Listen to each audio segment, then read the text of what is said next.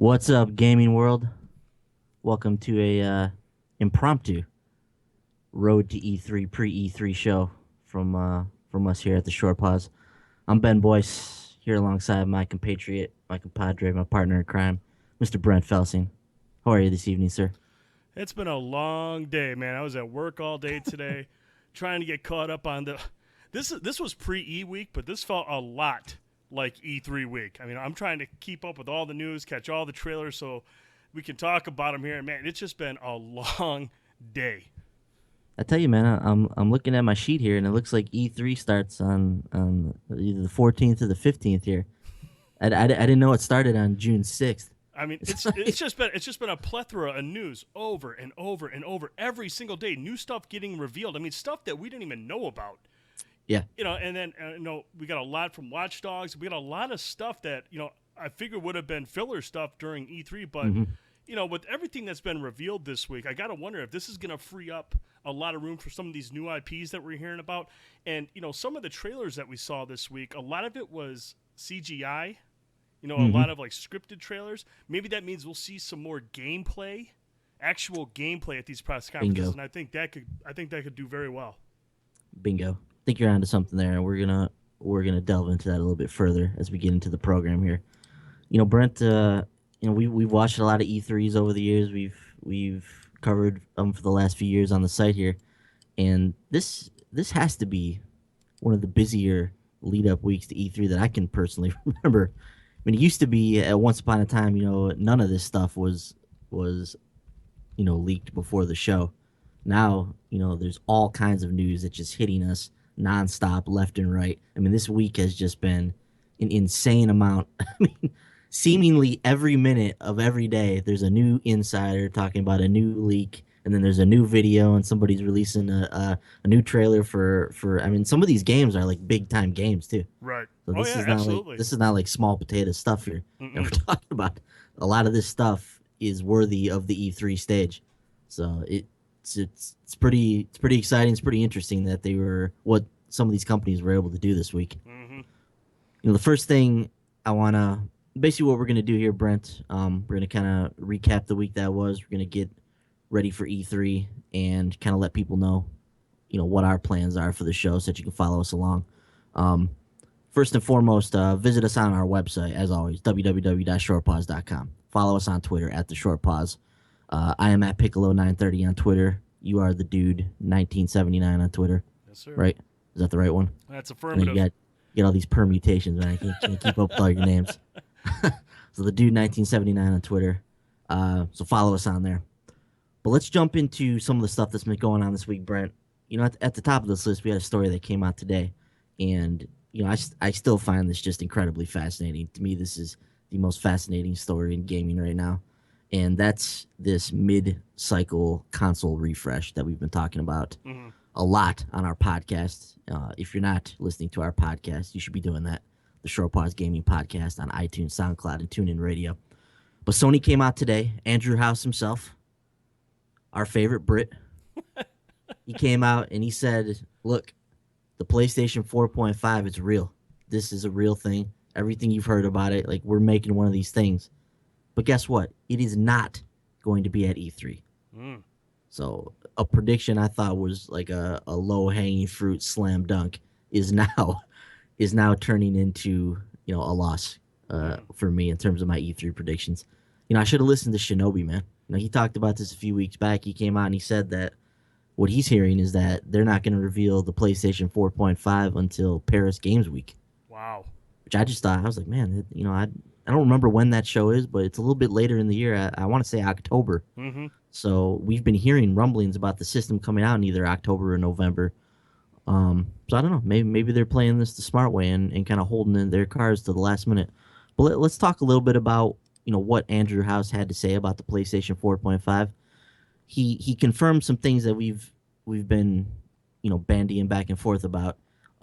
First and foremost, the PlayStation 4.5, codenamed Neo, is intended to sit alongside and complement the standard PS4.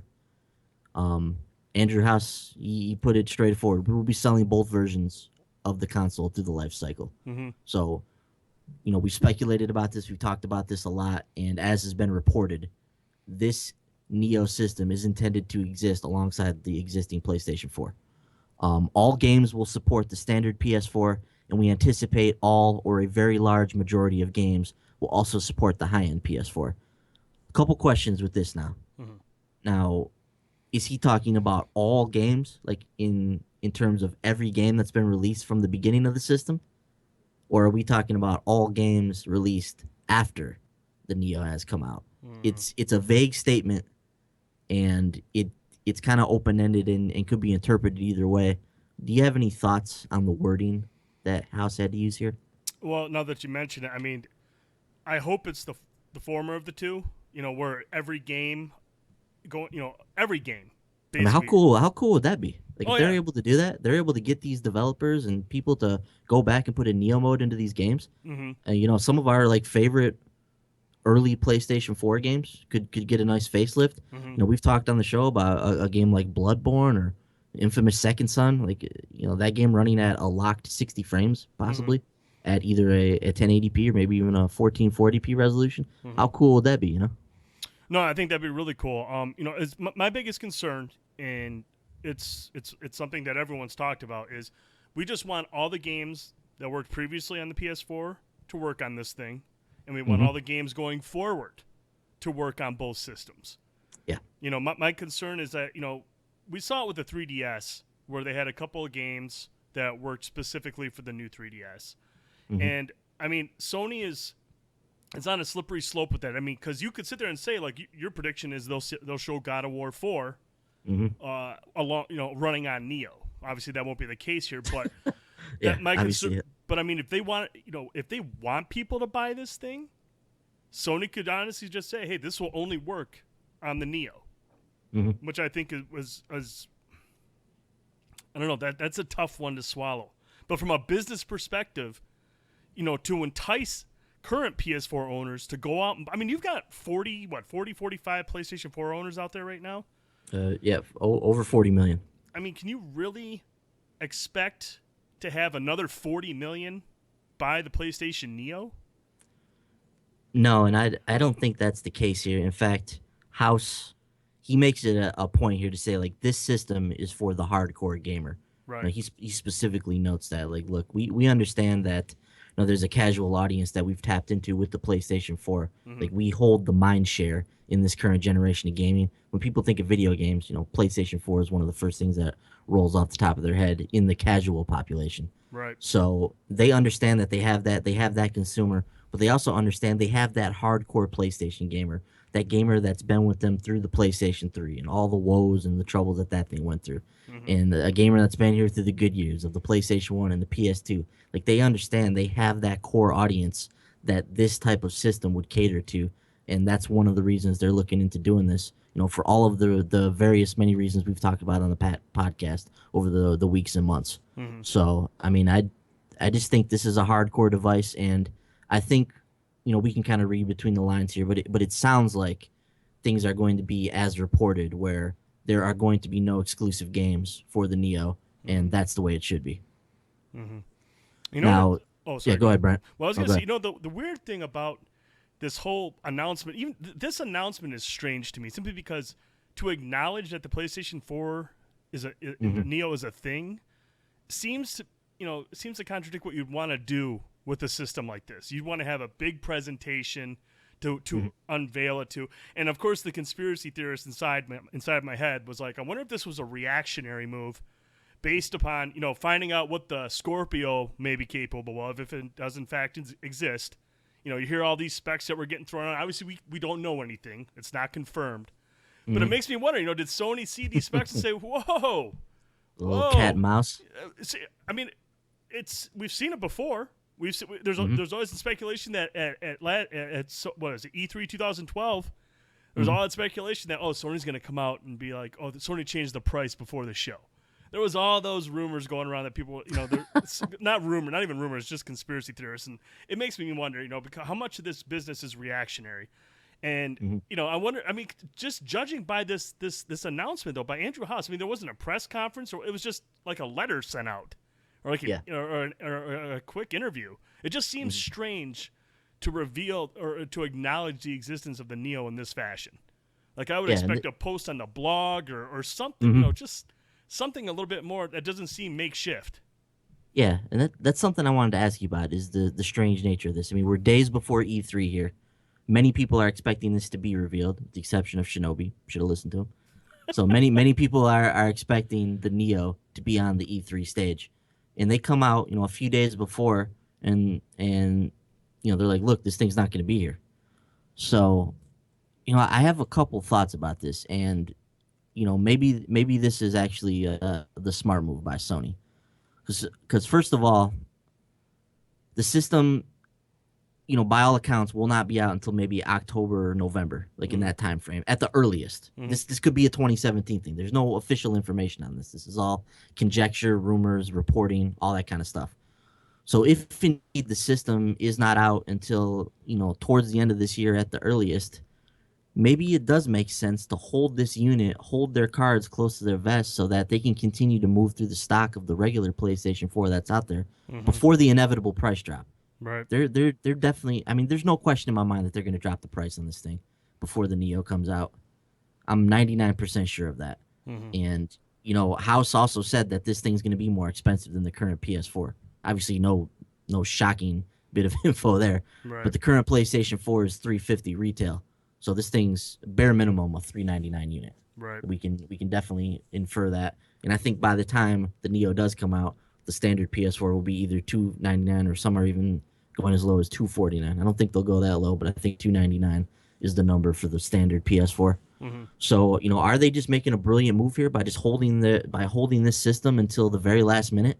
And because the casual gamer and the standard, mom or dad that goes in the store and buy the stuff for the kids, they don't know what a Neo is. Mm-hmm. Only people that know about this are guys like us that follow the industry very closely, that read blogs all the time and go in depth with this stuff. Right. So, maybe it makes sense to hold their cards close to the chest on this. I don't know. What do you think about that?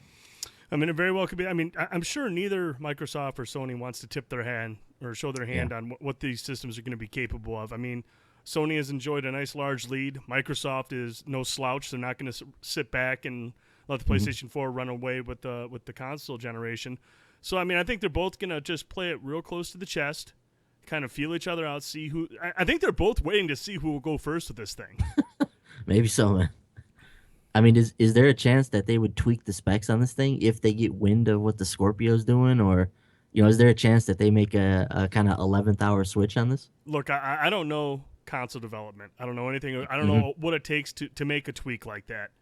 Yeah. But I do know this: if I'm running a business, I want my system to be the best. If I'm selling a console, I want the best console out there. Mm-hmm. And if I catch wind that the competition might have bumped up their system a little bit more, you better believe I'm going to try to find out and do whatever I can to see what's possible, to see what's feasibly possible at this stage in the game. What I can do to bump up my system so it's on par with theirs. That's just me. Obviously, I'm not a business owner. I don't know. I know nothing about system development. But if I find out competition has something better, I'm going to do what I can to make mine on par, or if not better. Yeah. I'm just fascinated by all this Neo and Scorpio stuff, man. Oh yeah. I mean, just this whole notion of the changing landscape of console gaming is really intriguing to me, and I just want to see where things go from here, good or bad. We don't know how this is going to turn out. Mm-hmm. So I'm just really curious to see how this turns out, and I'd be lying if I said I wasn't disappointed to hear this. Like, I really wanted to see the Neo and kind of get the ball rolling on this and get some official confirmations on some of these things and see God of War running on it and what this thing can do. So I'm definitely disappointed that we're not going to see it at E3. I mean, it seems like the perfect opportunity to do it. But if Paris Games Week is closer to the launch of that system and it gives them the spotlight all to themselves and they can, do a whole Neo show, maybe they've got a lot of VR stuff to talk about. I don't know. So that's another thing I was going to ask you. Does now VR take a more prominent spot in the show in terms of the hardware? I mean, that's their big piece of hardware now, right, in the absence of Neo? Yeah, I would think so. Like, again, Yeah. just don't do a demo on stage unless you know it's gonna do a good job conveying the sense of virtual reality and what you're going to experience when you put the headset on. Yeah. But and here's the last thing I wanted to mention, and I think it's interesting. I mean, this announcement is interesting to me simply because now does Microsoft come out and show the Scorpio talk about the Scorpio and give away some information to PlayStation. I mean, like I said, I have no idea if this is really what's going on. If there's a game going on back and forth here. But by saying, hey, look, the Neo exists, but it's not going to be there, that puts Microsoft in a position where, like, hey, we could come out at E3, show the Scorpio, make a big splash of this thing. But at the same time, how much information do we want to give up? Because basically Sony has set themselves up to be, okay, look, we acknowledge that it exists. Let's see what you got. And now does Microsoft take this opportunity to make a big splash at E3? To make a real big splash at E3 with the Scorpio running great running software and games look fantastic and all this stuff. But then get into the specs to kind of put it out there? I mean, then that gives Sony, an idea of what the Scorpio can do. I don't know, man. Like I said, I doubt that's what's at play here. But I just wonder these things, Yeah. That was going through my head too. Like I was thinking to myself, like, man, Microsoft, if the rumors that we're hearing about the Scorpio are true, like they could have had a golden opportunity to really take some of the spotlight from Sony if they came out and showed this really powerful Scorpio, and then Sony comes out later in the day and they show a Neo that's underpowered compared to the Scorpio. Like Xbox comes out, looking rosy in that deal. But now with the Neo not being there, and I said it on our podcast, I'm going to say it here again, but I don't think Xbox shows the Scorpio at this event. If what we're hearing about this unit is true and it's not coming out till late 2017, it's just too early to bring this cat out of the bag when you've got an Xbox One Standard Edition that's going to be on the shelves for the next year and a half that you need to worry about selling. Right. So I don't think it makes any sense for them to bring the Scorpio out now, especially in the absence of the Neo. I mean, you might as well just hold on to that for a little while. Right. So that's the 4.5. It will remain shrouded in mystery, unfortunately. So it's a couple consoles we're not going to see now. I'm not going to see the NX. I'm not going to see the Neo. So what are we looking at here? Are we just simply looking at an Xbox One Slim? Is that about it? That's about it. But at the same time, I mean, if they're not going to mention the Neo or the Scorpio, and if PlayStation's not going to mention the Neo, that leaves more room for games. And I think that's the most important thing about this is we're not going to have a lot of hardware time other than possibly the Xbox Slim and obviously the PlayStation VR. But by cutting out these two, because console reveals, something like this, I think would take up not a chunk, but enough time where you could probably cover 2 or 3 new games to some degree. So, I mean, I think this frees up a lot of room for games, which I'm crazy excited about. And I think that's the case because why the hell is everyone revealing so much stuff this week? Exactly. Is there going to be new?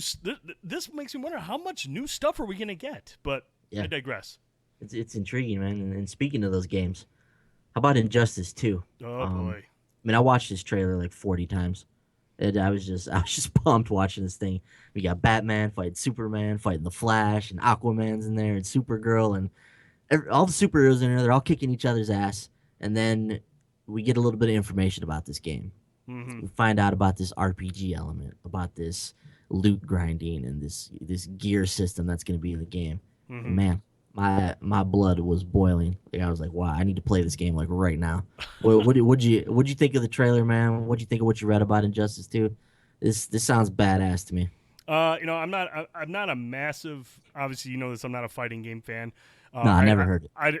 I didn't play 1 second of Injustice. I know nothing about the game other than it's DC heroes beating the hell out of each other. It's a great game. And I honestly didn't spend a lot of time reading about it simply because this just isn't my type of game.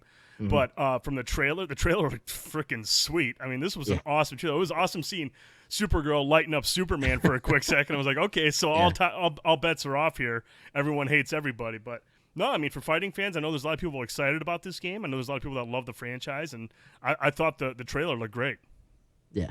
So, obviously, it's a CG trailer, but, we find out we're going to continue the Injustice story. So, we got this epic DC superhero story, and basically it sounds like they're going to be melding, like, Destiny-like loot or Diablo-like loot systems with a fighting game, and that sounds like a dangerous recipe for me, man. Like, that's something I'm totally addicted to.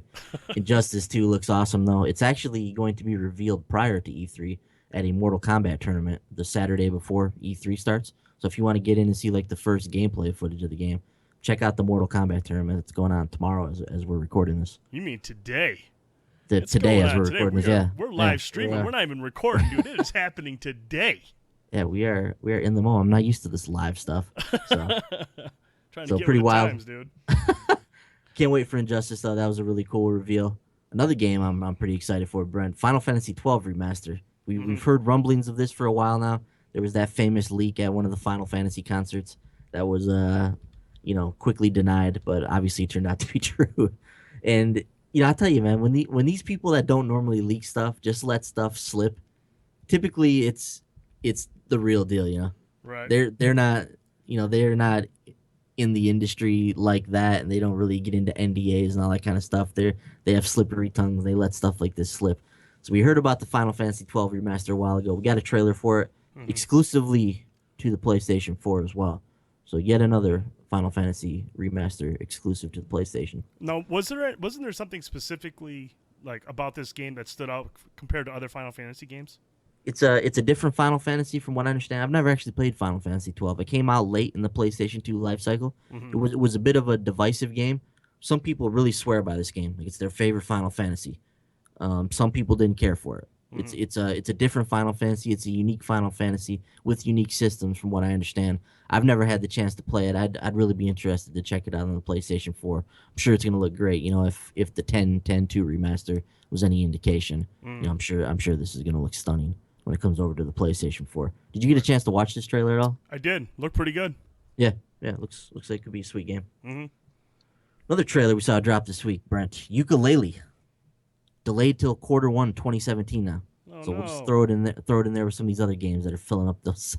Man, Q1 of 2017, I think when all is said and done, is just going to be wall to wall, just dynamic, big time games.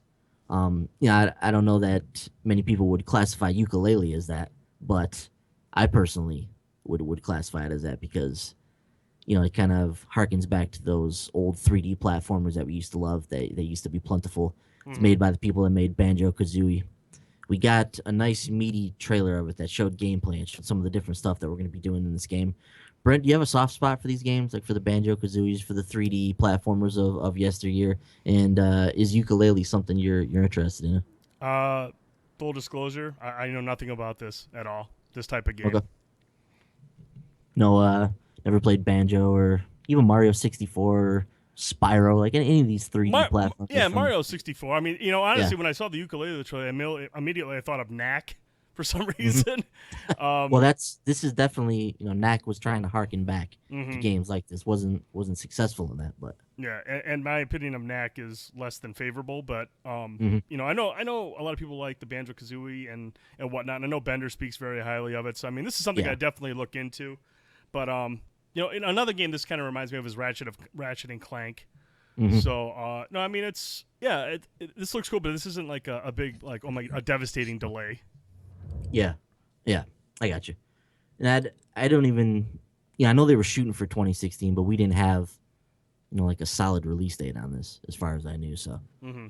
So I don't think it's a huge deal that it got delayed. But the game looks cool. I mean, they've got the minecart levels in there. I mean, some of this stuff really harkens back to those old Rare days. So I'm excited to play it, man, and I'm excited to.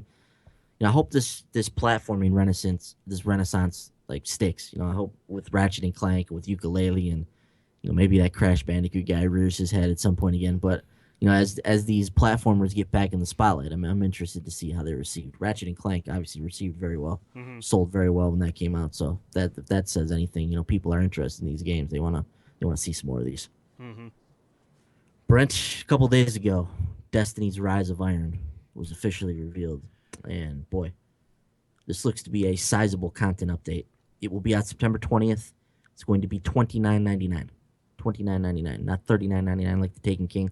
Hmm. Not sure the length of the campaign, if it's going to be shorter. The way they described it sounded like it was somewhere in between, like a House of Wolves or Dark Below and the Taken King in terms of content. Hmm. But what they revealed, there seems to be quite a bit in this pack.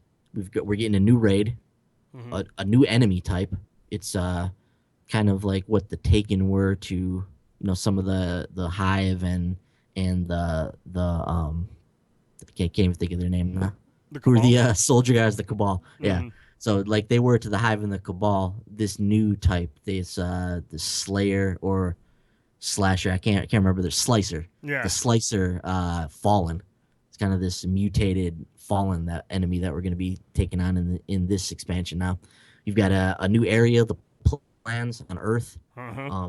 You've got Fellwinter's Peak, awesome name for a mountain. We've got the wall that we remember from the beginning of Destiny that we're going to be able to explore now. Yep. So we've got new areas, new enemies, a new raid. We've got new strikes, a brand new campaign built around the Iron Lords, which I think is incredibly interesting. I'm really interested in these guys. They're mentioned in the Grimoire cards. Lord Saladin, the Iron Banner guy. He's one of the Iron Lords, so he's gonna heavily feature in this story. We're gonna be able to wield that flaming hammer axe thing that Yes. he carries around, so that's gonna be exciting. But and Galahorn, of course, he's Galley's back, back. Oh my god, dude. dude. In black iron, Yeah, that thing looks awesome. it looks sweet. Man, I'm so embarrassed to admit that I never earned my Galahorn. I just bought mine, so I don't have the same sentimental value. It doesn't have the same dude, sentimental no value to no me. no shame in that. I'm in the same boat. Oh We couldn't get it to drop. I mean, no. nothing that it's not like we weren't trying. We just couldn't get it to drop. And I know you didn't get to watch the whole stream. I didn't get to watch the whole stream either. But what do you think, man? From what you heard of Rise of Iron, from what you've seen of the trailer that was released, well, what are you thinking of Rise of Iron so far? Is this something that's gonna pull you back into Destiny for any period of time? I try to avoid getting back into Destiny Mm-hmm. in any way possible. Destiny is a type of game where I can't just go back just to check something out. I can't do that. The minute I get into Destiny, I'm gonna be hooked. And I missed a lot of games and a lot of different things. The last year and a half simply because of Destiny, and I You and me can't both, do that buddy. again. I can't do that again, especially during the fall when we're gonna have all these other new games coming out. But at the same time, when I saw the new area that you get to explore, that looks like you said, that mountain just looks freaking awesome. The snowy weather, I mean, it just looks great. The raid, I don't know if that was a shot of the raid in the trailer, where they were I don't jumping know. up that. I don't know Yeah, if it was a metal ship or a metal something, but yeah, I mean, it just looks huge and expansive, and yeah. I'm sure I'll be They, back. I say it now. I say no, I'm not going to get into it, but I'm also full of it. So I expect at some point I'll jump back into it. mhm. The other question, Brent, with Rise of Iron, and I mentioned this on the podcast, but with us revealing Rise of Iron week, Hmm. in an in-depth Bungie stream, does this now open the door for a Destiny 2 tease conference or time during E3, or does this simply allow us to delve further into Rise of Iron at E3 now that the basics are out of the way? Well, I mean, it looked like there's a lot to Rise of Iron, based on the lists that we saw. That there's a lot of content there. Maybe I Yeah, think a this. lot. Yeah, I think this is expansive enough where you could dedicate, a little bit of E3 to talking about Rise of Iron and save Destiny 2 Hmm. for, I don't know. How did they announce Destiny 1? Did we see it at E3? I it's been a while, man. I Yeah, honestly don't remember. I can't remember where we first saw it, but I mean, I could see that, I feel like it was a press event where all yeah. the press went, and then there were stories that came out like this is Bungie's new game. As Hmm. far as where it was first like gameplay debuted, I don't remember. Bender's in the chat. Can't wait for Rise of Iron. I'll be ready to jump back into Destiny. We already knew that, Bender. We already knew that, buddy. But I'll be there, bud. yeah, boys will be there with you, and I won't be. I will be. But no, I just wonder if if PlayStation and Destiny still have and Activision still have a deal in place for Destiny. I wonder if Destiny 2 would be kind of maybe a possible PlayStation experience, or even the Game Awards. I mean, the Game Awards are getting bigger. We're starting to see bigger reveals there, and that's was announced today for December. So Yeah. I mean, I think I think if anything, first would be the Game Awards, or if that marketing deal is still in place, you could possibly see it at the PlayStation Experience, a little teaser for fall or whenever it's slated or rumored to be coming out. Yeah. Yeah, I don't not sure of the exact details of the Activision Sony marketing deal for Bungie's Destiny, but I feel like it's for the long haul for this Hmm. game. Remembered reading that somewhere. Not 100% sure on that, but I feel like this is how this could go. Now, you go to Sony's press conference is going. They're talking about Rise of Iron, and they bring up what's exclusive to PlayStation in Hmm. Rise of Iron. They talk about the gear you can get. Maybe there's a strike or something like that. The typical stuff they do for the exclusive content. And then at the end, they kind of leave us with a little teaser for Hmm. Destiny 2. Because I I'm not sure that they want to wait till next fall for Destiny 2, because then that means they're going to have to create something else between Rise of Iron and Destiny 2. Right. I have this feeling like Destiny 2 is maybe a summer game. Hmm. I could be wrong on that. I don't know how far along they are in the development of it, but maybe we see a little teaser for Destiny 2. And if I'm just saying. regardless if it's Destiny 2 or another major expansion, damn it, give my Cabal some love, okay? We got a little teaser on the Dreadnought. We heard the communique went out that they sent something out to Cabal leadership. It's about time they show up, Mm. okay? I know the galaxy's a huge place. Let's get the Cabal involved. Let's get their story. Let's get a big Cabal expansion, please. It's got to be in the cards, right? Uh, They got to be thinking about it. I hope so, man. Brent Volition came out this week. They announced Agents of Mayhem exclusively through IGN. This was a basically a cinematic trailer. There was no gameplay that I could discern from it. It was a very long trailer. It was like 5 minutes. Mm-hmm. Um, I mean, I'm not sure what we can glean from him. IGN's going to be covering this game all month, so we're going to be learning more about it. I'm sure we'll see it at E3 as well. Preliminary thoughts on Agents of Mayhem, though. It looks like mayhem, dude. Like the trailer itself looks crazy. There's a lot going on. Yeah. I like the art style from the trailer. Whether or not that's what the game is going to look like, I don't know. I hope it does because I think it just has this really cool, like it almost reminds me of like the opening cinematic of Battleborn. Just kind of like that, almost like a comic book style opening trailer. I kind of liked. I dig that about it. But like I said, I want to see more of actual in-game play. I want to know more about this game, what it's going to be about. Obviously, I'm excited to see it. I mean, the developers, who they made the what are those games? Saints Row. Saints Row games. I mean, they're very talented. They Yeah. know how to make a good open world, a lot of action. They're really good at that stuff. So this trailer shows a lot of promise. I'm excited to check this game out. I just want to hear more about it. Yeah, I'll be interested to see how this differs from their Saints Row efforts and what type of new mechanics to bring to their open world games. Now, this trailer didn't do a whole lot for me, Mm-hmm. but just because there's not a lot there, like I don't know what kind of game this is, or Right, it looks to be exactly. some type of almost like a Battleborn or Overwatch. Like there's specific heroes, specific Mm-hmm. abilities, almost like a hero class that you get to choose from and go through this open world. So there's that angle as well. But I don't know. Didn't do a whole lot for me from this. I'll be interested to see what else comes out about this game Mm-hmm. in the future. Something that is of interest to me though is this Watch Dogs 2 business, and seemingly seemingly in line with this game. They kind of leaked this as almost like a hack. There was various little pieces that were coming out in there, and then we eventually got the full reveal later in the week. Um, it's gonna be in San Francisco. It's gonna star a new protagonist. There's gonna be new. So you're able to hack into any vehicle in the city in San Francisco. The vehicle mechanics will be significantly improved from the first game, and that's something they've talked about. What do you think about Watch Dogs 2, bud? It looks like it's taking, it's got a good foundation from the first one to build on. San Hmm. Francisco looks like a pretty wild city. There's a lot of partying, a lot of dancing going on, so I'm sure we'll have a lot of good music in this one. But like I said, I just hope it's a better story than what was in the first Watch Dogs. I hope there's more to explore in San Francisco than there was Chicago. But no, I was one of the, I enjoyed what Watch Dogs was trying to do. There were some weak elements to it. The story wasn't too good. The city of Chicago was just kind of meh. But it looks like they're trying to build on that. They're trying to expand it, make San Francisco more alive, more to do. And I'm going to give Watch Dogs 2 a try. I mean, the first one was entertaining enough where I want to see a sequel and see them improve on it. Gotcha.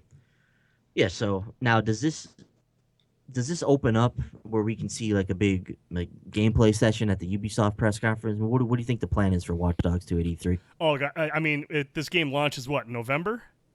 Yeah, November 15th. We got Yeah, the date for it as well. this opens up. This is what that's immediately when I thought when I saw this trailer. I was like, okay, cool. Here's a cinematic trailer.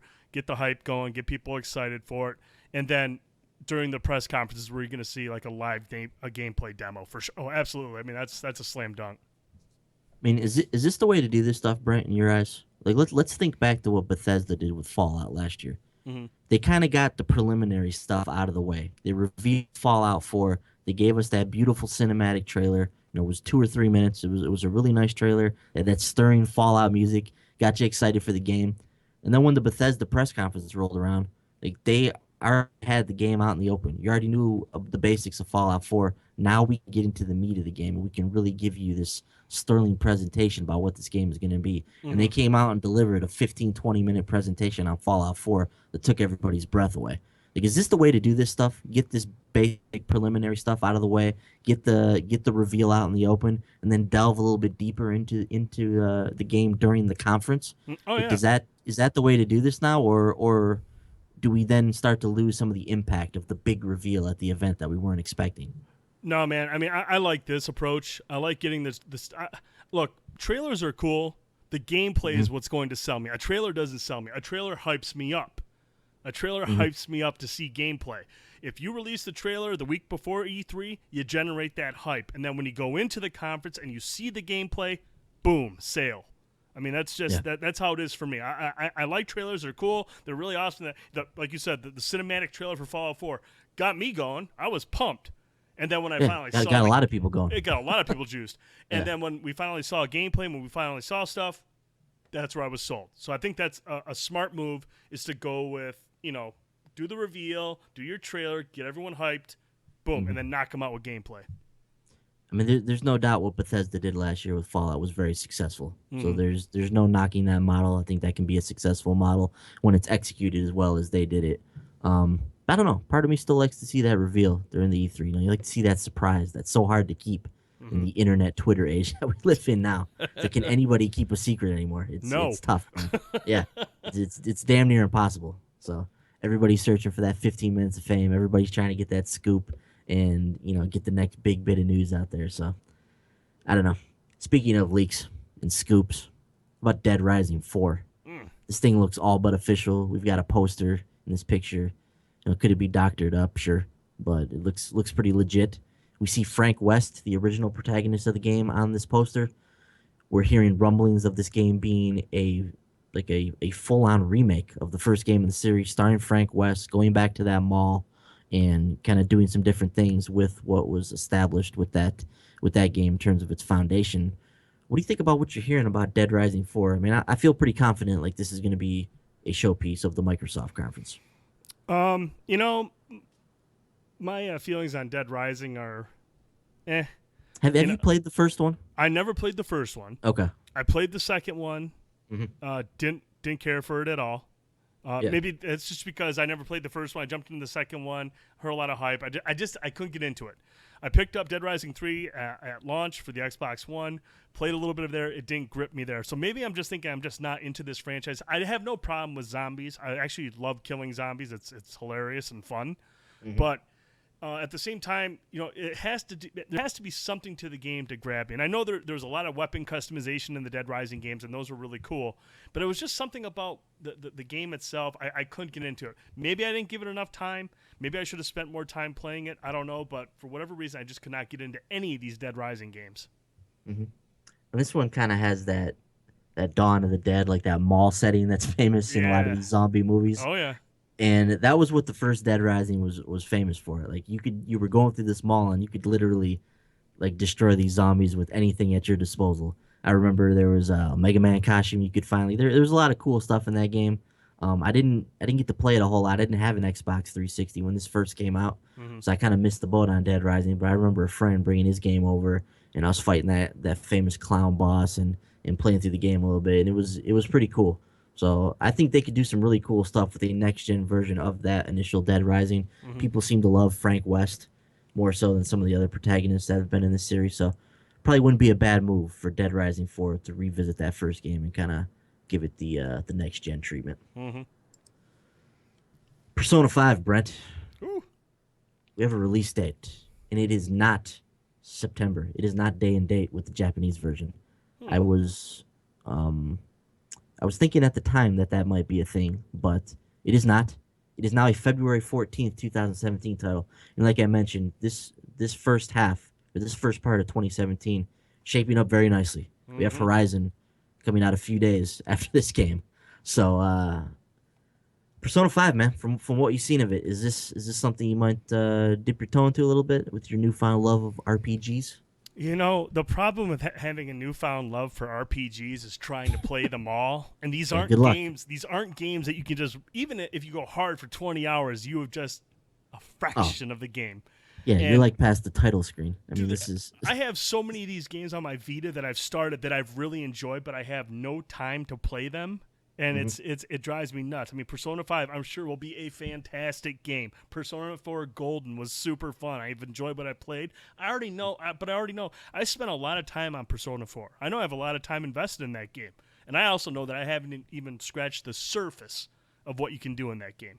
Persona Yeah. 5 launching in February is cool because I'm sure I'll have a lot of stuff done from like November and December. Play a lot of stuff over the holidays, over the slow. January is usually kind of wishy-washy with titles, but I Hmm. mean, but to start that on February 14th, and then you've got all these massive titles coming at the end of February. All these titles I'm sure, going to drop in March. Where the hell am I going to find time to play Persona 4? I mean, this trailer looked really cool. The game looks awesome. Hmm. I mean, it sets up a cool premise. I'm interested. I want to see more of it. Hmm. When the hell am I going to have time to play Persona 5, dude? You and me both, man. I'm still trying to see if I could squeeze in Persona 4 Golden at some point. Good luck with Obviously, that. we've heard the heaps and heaps of praise on that game, and I've never actually sat down and played through a Persona game. Mm-hmm. I feel bad about that because I do hear all these great things about the series. Persona 5, it looks great, man. Looks like a Mm-hmm. really fun game. Looks like it's gonna have a great system. The UI, it's a very stylish looking game, and I think it's gonna look really good on the PlayStation 4 when it releases next year. But man, so you've got Persona 5, you've got Horizon Zero Dawn. You're gonna have Ukulele in this window.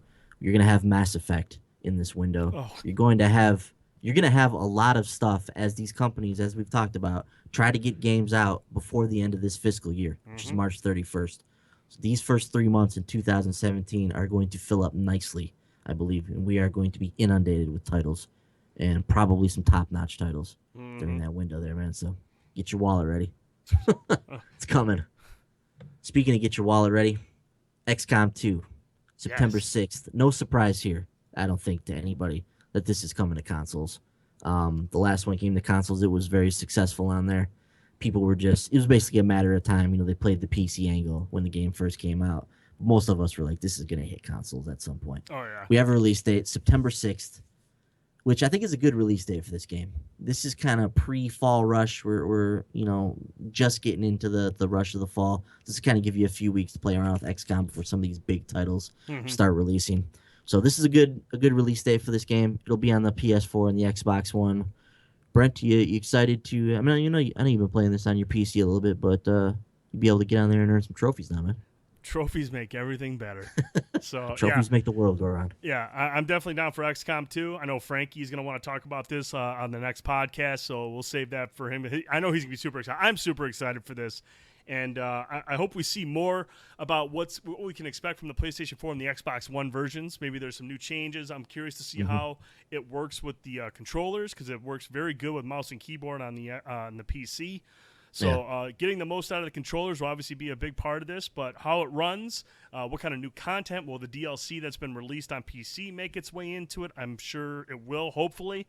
But no, I'm going to save that conversation for Frankie because I know he's hyped, but I'm excited for XCOM 2. Gotcha. Cool. So we'll look out for that on September 6th. This is an interesting story here. We're hearing these rumblings, Brent, about the Xbox and the PC and how these things are going to work together. We've pontificated on this on our podcast very often about where Microsoft's going with this whole Xbox One, Windows 10 PC ecosystem they're trying to create. It's a fresh rumor this week, Brent, that points to the idea that every PC running Windows 10 could be an Xbox One in the future. Meaning, if you have Windows 10 on your PC, you can play an Xbox game on there. Essentially making that another version of the Xbox One console. What do you think of this idea, man? I mean, is this crazy talk? I mean, is this something that makes sense to you? What are your thoughts on this? You can make a lot of money on software, man. Yeah. And if you go from an install base of what 30 million to how many PCs are out there that run Windows 10? Who knows? Millions and millions and millions. You're going to reach out to a lot more people, especially for your first party titles. You're going to reach out to a lot of people. Yeah. I mean, especially if you got Halo 6 coming down the pike at some point, Mm-hmm. Man, getting that thing out there on an Xbox One consoles and PCs, Mm-hmm. man, that's bold. Yeah. And like I said, man, I mean, we're getting to the point here. I think they'll probably even announce it at the conference where they're going to be like, look, every first party Microsoft title from here on out, day and date, Windows 10, Xbox One, it's cross buy. So you get both of them whenever you buy the game. Mm-hmm. I mean, they're really trying to build this Windows 10 ecosystem between all their systems. Mm-hmm. So I'm interested to see where they go from here in terms of that. We also saw the Halo 1 beta leak. Or sorry, the Halo Wars 2 beta leak Mm-hmm. over the past couple days, and it appears that this is going to be one of those, or was supposed to be one of those. Hey, here's Halo Wars 2. There's going to be a beta for it. You guys can play it right now.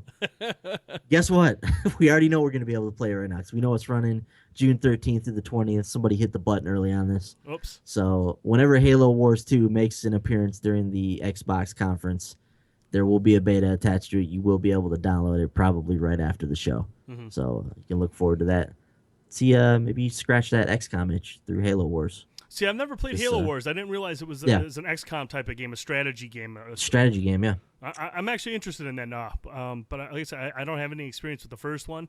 But hey, if it's going to be available from a beta, I guess I will try it out. It's often held up as the way to do strategy games on a console. You know, the first Halo Wars was pretty well received for the most part. So it's been a while. I mean, it's been years and years and years since that first Halo Wars. So a lot of people are anxious to get back into this franchise and see what they can do on the Xbox One now with Windows 10. And, you know, I'm sure this game's probably going to benefit from mouse and keyboard support on the PC as well. So I'm sure the PC version of this game is going to be awesome too. So that was the main stuff that happened this week, Brent. Now, there was a lot of other stuff. Like I said, this stuff was just coming out of the woodworks. I mean, you couldn't look left or right without a news story hitting you in the face this week.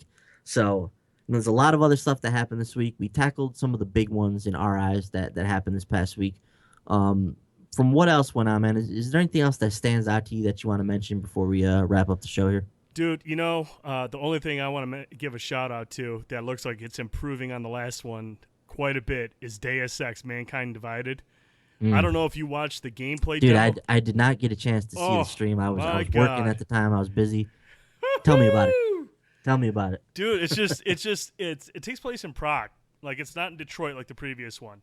And dude, like, the way you approach stuff has been expanded upon. Taking people down from cover now is a thing. And all, you know, I hope to God there is a trophy where you don't have to kill anybody, because they give you so many ways to eliminate targets, or not eliminate, but incapacitate them, you know, knock them out, non-lethal takedowns, non-lethal, you know, ways to take people out. It just looks great. I mean, this is just Deus Ex: Mankind Divided, or Deus Ex: Human Revolution, was a fantastic game. I love that game. The soundtrack, the setting, the gameplay, the stealth elements, everything about that game was awesome, with the exception of the boss battles. And I haven't played the director's cut to know how much better they've improved, but I do know this. Everything that I saw in that gameplay demo that they ran looked fantastic. It looked to build upon everything that made the first one great. I'm telling you right now, I know there's a lot of great games coming out this year. Deus Ex: Mankind Divided is my favorite based on what I've seen for Game of the Year. Interesting. Well, we'll see how it all pans out, man. Yeah. August 23rd, right? Collector. Now, I got that collector's edition. I got that one. The Steelbook looked awesome. It's a game that I am very excited for, and I love the first one. Really excited for this one. The collector's edition was a no-brainer, dude. Gotcha. Brent, one of the things I want to call attention to is Batman: The Telltale series. Yes, you do. And we don't have a lot of information on the game yet. I'd imagine we'll see it at E3 coming up here. But I love the fact that it's called Batman: The Telltale series. It harkens back to Batman the Animated Series in terms of its title. And we know it's coming out this summer. First episode will be out this summer. So we are much closer to this game than I initially thought. I haven't heard a lot about it, so I thought maybe we're a little bit of ways away. But we're going to find out more about it at E3, and we're getting a summer release for at least the first episode. Excited to see what happens with Telltale in this game, man. How about that? How about that Lego Dimensions 2 stuff that was coming out this week? Oh my God, where it's got like the Goonies, and you know, more Ghostbuster stuff, Beetlejuice, E.T. I mean, just really piling on the '80s properties. Like they know who their audience is, man. Dude, Lego Dimensions. Disney lets Infinity just die, and Lego Dimensions just says, "Okay, cool. We're gonna bring out every '80s like anything '80s pop culture that was awesome is coming to Lego." I don't own Lego's Dimensions or any of those. What are they? Toys of Life is what they're called. Yeah, towards the left. I'm getting Yeah, Lego Dimensions. I'm going for the all '80s stuff. That when I seen all the stuff, I mean, there's a ton of stuff. yeah, lots, And lots of stuff. man, I see that I was like, oh yeah, this is buying this. Yes, absolutely. Yeah, tons of cool stuff coming to Lego Dimensions, and you don't have to buy a new starter pack either. This is all on the base Lego Dimensions game. They're not doing like a year two Lego Dimensions as of right now. They're just doing a brand new wave of stuff for it. So you'll be able to hop in there with however many new packs they're doing with tons of stuff in there. Mm-hmm. So looks pretty cool. We saw a cool Kingdom Hearts trailer too. So people are chomping at the bit to get into Kingdom Hearts 2.8. We also found out that Kingdom Hearts 3, more info on that will be revealed this winter. Mm-hmm. That sounds like possibly a PlayStation Experience event. Mm. There, learning more about Kingdom Hearts 3. Cool. What's this stuff about Remedy, Brent? You got a couple games in the pipeline here now. Yeah, and they got a Are they, new. are they two teams now? Is that what's going on? Or? That's my understanding. 2 teams. And these are 2 new games. These aren't like sequels or anything like. These are 2 new IPs, and one of them's got a new partner, meaning it can be anybody. It could be any publisher, from Sony to, Curve Digital. I mean, I have no idea. I doubt it's going to be Curve Digital, but I'm excited to see what they're working on. You know, there's a lot of I don't know what I think this is just them wanting to expand, go to multi-platform, reach out to a bigger audience, which I think they should. I think they're a great developer. I played a little bit of Alan Wake, didn't really care for it, but that's just because maybe I didn't spend enough time with it. But I loved Quantum Break. I think Quantum Break's an awesome game. I was sad to see, man, there was a report that went up earlier, and I don't know if it's accurate, that game only sold 200,000 copies in the U.S. at retail. Really. That's if that's in fact true, that's disappointing, because I really enjoyed Quantum Break, and I think it could have done better than that. I don't know. I know they marketed it well. I mean, I remember seeing commercials. I remember seeing them hyping it up. Why that thing? If that's the case, that's severely disappointing. I mean, it's for Microsoft. They'd have to they have to be looking at that like, what the hell happened here? Yeah, I don't get it. But then again, maybe it sold a ton digitally. I have no idea. You know what I'm saying? I don't get access to numbers. Maybe it did well on digital. I hope it did. But if I hope this doesn't have anything to do with the performance of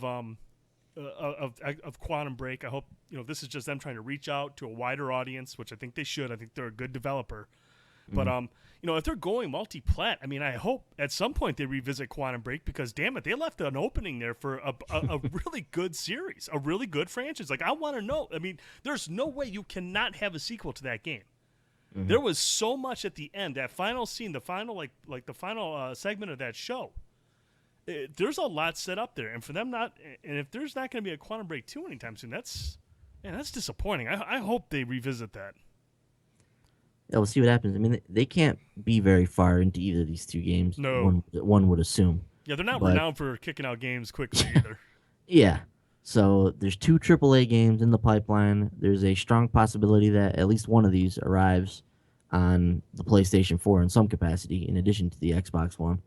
So we'll see what becomes a Remedy, but they have a bright future ahead of them. There was tons of other stuff that happened this week. Hop on over to your favorite game blog. Come on over to the website. Follow along everything that's been going on this past week. The E3 hype is real. I mean, we're all just really excited to get into it. We're going to be doing some really cool stuff this year, man. We're going to be covering E3 to a level that we haven't covered it in the past. This is going to be our biggest coverage year ever for the show. Brent, why don't you tell the people what some of the stuff that they can look forward to during E3 week here from us? Well, we have a page right now on the website. It's just go to www.shortpause.com. Up in the corner, you'll see where it says E3 2016 Central. Click on that. Takes you right to our page. We'll have all the press conferences, and then our reaction videos right beneath it. So if you come to the website, watch the press conference. We'll actually have individual pages up for each press conference too, because we'll be live blogging each press conference. So when you come to the website on the day of whatever presentation you want to watch, or you have time to watch, come to the site. On the main page, you'll see it right there. Microsoft press conference live blog, and we'll have the video in our live blog right beneath it. And then following that, you'll see our live reaction video. I mean, our reaction video is going to go live like immediately. And we're going to talk about what we see at each press conference. We're going to be covering Bethesda's, EA's, Ubisoft's, Sony's, and Microsoft's. We're going to have 5 press conferences we're going to have live reactions for. On Tuesday night, we're doing a joint show with the Next Level Gaming podcast with Mike Mullis. We're really excited about that, kind of a recap of E3, talk about what we've seen at all the press conferences. That's on Tuesday night. And then next Saturday, we're going to record our E3 wrap-up podcast where we'll dive in depth to a lot of the announcements, a lot of the gameplay that we're obviously going to see next week. We'll talk about a lot of things. We want to hear from you, the viewer, the listener.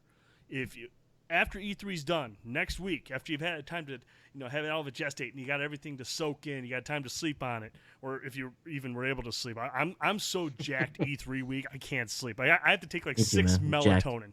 Jacked. Melatonin just to get like 4 hours of sleep. But make sure at the end of the week, send us an email, your impressions of E3, your thoughts, what stood out to you, any disappointments, anything you're really excited about. Send us an email, podcast@shortpause.com. We want to hear from you. We'll read them off on the air. We'll talk about what you have to say. We'll discuss it. We'll share our thoughts. It's going to be a long show, but it's going to be an awesome show. We're really excited to record that on Saturday. So, again, you go to the website. You can listen to last week's podcast where we give our E3 predictions. You'll see all the press conferences with our reaction videos below.